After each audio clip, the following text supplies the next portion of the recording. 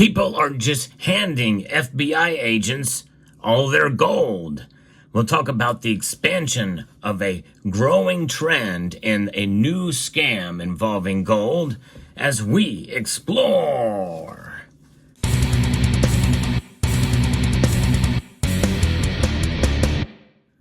This is spreading like wildfire. For those of you familiar with the channel, you know that I've reported on this story a few times on the East Coast. Well, it appears that it is spreading out to the West Coast now. I'm going to be referencing an article here from KGW8. And this is troubling for sure because it involves our seniors, the elderly, are falling victim to this. And this means it's incumbent upon us to educate and to make them aware. If you have any family members that are older, you never know. You should definitely educate them as to so they don't fall victim to this kind of thing. In Portland, Oregon, and imposter scams are nothing new, but criminals posing as the FBI or police hoping to swindle you out of your money is somewhat new, at least the way they're doing it. Now these crooks are showing up at your front door, and that is the method here to collect cash or gold payments. The car pulls up, and rolls the window down, and you give them the money, explained 83-year-old Virgil.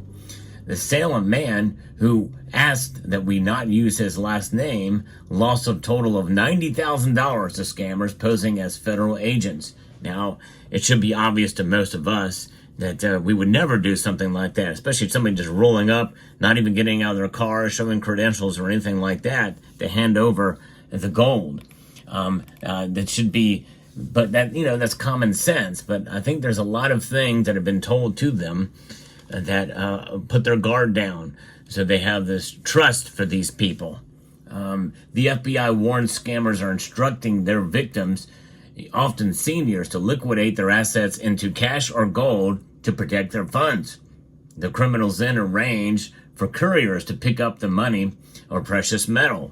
Of course, if the FBI really was involved, they would not use couriers. Common sense again, but they convince these folks and they fall victim to it. They let their guard down.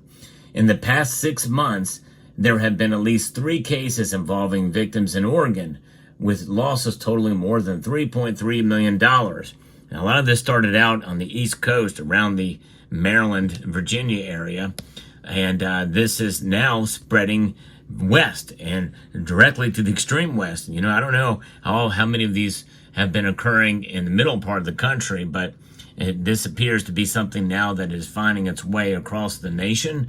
And in the past, this is part of a larger international fraud scheme, according to Will Brooks, who's the assistant special agent in charge of the FBI's Portland office. Now, Portland, as we know, is the scene of a lot of unrest during the 2020 year and even before and even after. In fact, a lot of things have been going on there, so they probably see that as one place they can go, and they have a much likely better chance of getting away with such crimes and scams. Well, I'm glad this is making news and people are wising up here. A scheme often starts with a pop-up on the victim's computer and scammers posing as tech support.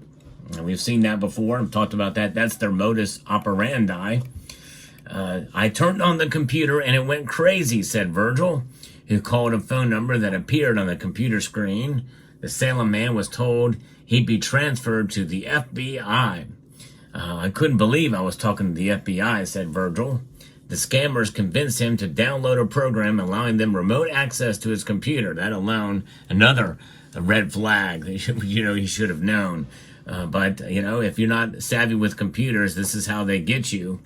And maybe you didn't know.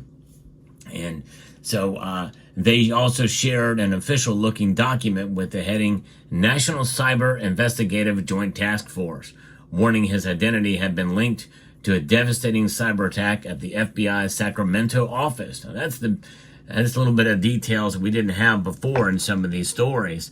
That there's been something that's been tied to the local or the office, the regional office in that area. So that is a little bit of something new, which may make it sound a little bit more believable than maybe what had been in the past.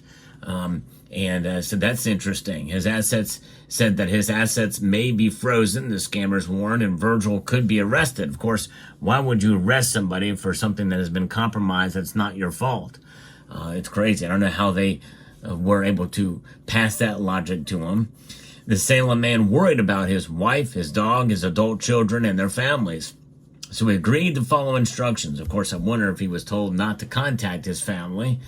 If it comes to money or family, I'm going to go with my family every time. And I did, Virgil explained. And that's how they get you. They get you on those old-time values of family, and they try to lure you in that regard and something. But anyways, and so that's what he did. According to court records, Virgil sent 2 payments via UPS. $20,000 in cash. That again, they would never ask you to send money via cash. It's not wise to do that via the mail anyway. Cold hard cash. And there's other ways to be able to do that, obviously, to send money, but even as such, they wanted to get the actual cash, untraceable, untrackable via cash and via UPS. Then the scammers demanded another payment, but this time one of the agents would come by to pick up $50,000 on April the 3rd. Virgil handed over a box stuffed with cash. You stand out here in the driveway, he pulls up, rolls the window down, and he drives away. Simple as that, said Virgil, who was told to keep things secret and stay in constant contact with a special agent named John Stryker. Wow, what a name. That is another thing. Stryker as a name, that's kind of crazy. Of course, there are people named Stryker, but still it kind of gives you this aura that something is quite not right with that situation. And, this time with cash, but usually what they do is they get you to take cash or take money out of your account and go buy gold bars. And this particular specific instance involves cash, but it very well could have easily be gold bars because, well, they're untraceable, untrackable. You get those and you get them and you take them and go away. Of course, if they do have serial numbers on them, you gotta worry about that. But if you have buyers, intermediaries, and it goes out of the country, it may be even more difficult to track down and trace. Now, after mentioning it to his daughter, Virgil recognized this was indeed a hoax. Well, it took him long enough, so he called the real FBI, who set up a sting. A surveillance photo published in court records shows the scammers waiting for a drop of $86,000 in cash. Instead, Virgil gave them a decoy box with no money. So there it is, and there is and that's the kind of thing that would happen. I'm glad they used that. I'm glad he finally caught on and be able to make that work. The FBI agent was just sitting around the corner, said Virgil. As soon as he drove away, the FBI agent followed, and that's where it all stopped. Salem police said the FBI arrested Gamaraj Gunnison. Of course, that should alone tells you that, that a different name, of course, you can have different names and different nationalities with the FBI, but still, no ID, no recognition. He just did it and made it happen, but I'm glad he was able to use it as a decoy there. In his car, investigators say they found gold bars worth $85,000 from a separate scam victim in the Seattle area. So doing one run to another. Gold bars for one, cash in the other. That's right. You hand over the gold bars, much harder to trace and track there. According to court papers, Gunnison admitted picking up packages from victims in South Carolina, Florida, Arizona, Utah, and Washington.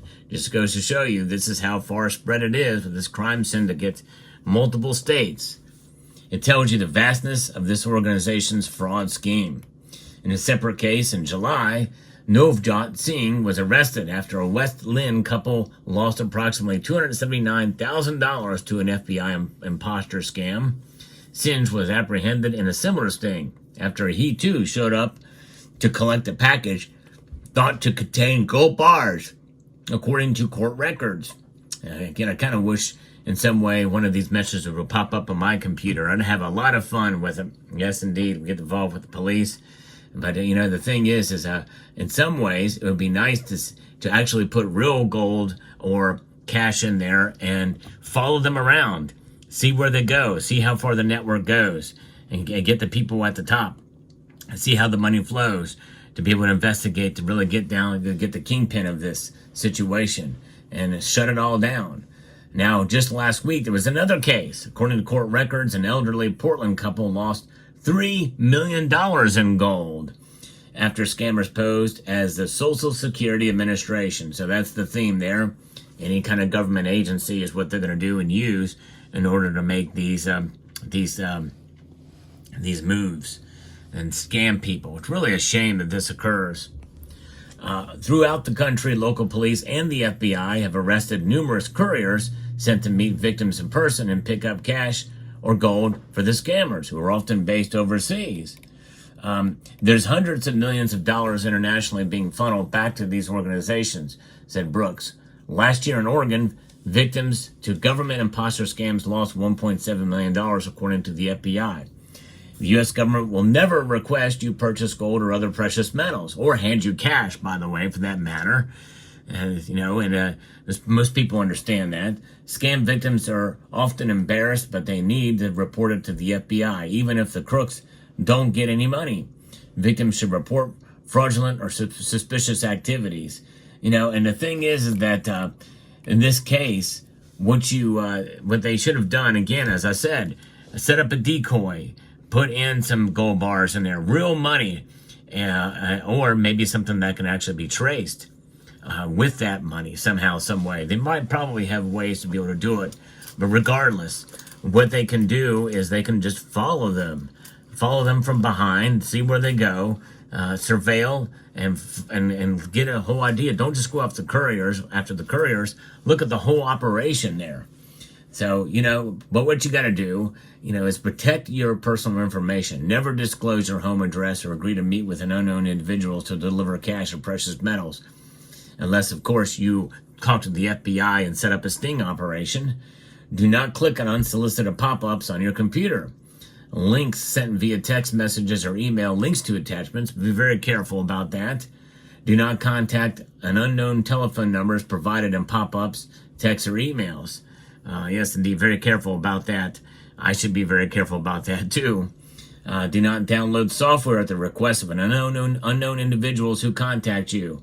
And do not give access to your computer by any means or stretch, that's for sure. So lessons to be learned here. This is something, as part of what I do here, is give the layest news in the world of precious metals, and hopefully some tips to maybe help as well. That's what I'm doing in this video, so I hope you found it informative, insightful, and educational. I'd like to extend a multitude of gratitude to you all for taking the time to watch, and to encourage you to please rate, share, comment, and subscribe.